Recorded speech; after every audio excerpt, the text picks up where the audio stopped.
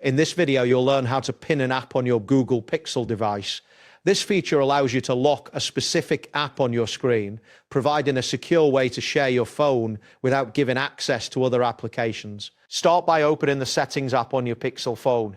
You can find the Settings icon in your app drawer or swipe down from the top of the screen to access the Quick Settings menu, then tap the gear icon. Once in Settings, navigate to the Security or Security and Privacy section. Within the Security settings, look for the app pinning option. This may be located under Advanced Settings, depending on your device model. Enable this feature to allow app pinning. If prompted, you may need to set a PIN or password first. This step is crucial as it ensures secure usage of the app pinning feature. After enabling app pinning, launch the app you want to pin on your device. Once the app is open, access the recent app screen by swiping up from the bottom of the screen and holding.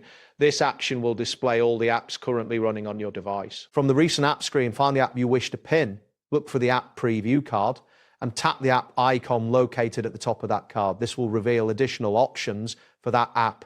Ensure you select the correct app to proceed. Next, tap the pin option that appears in the additional menu.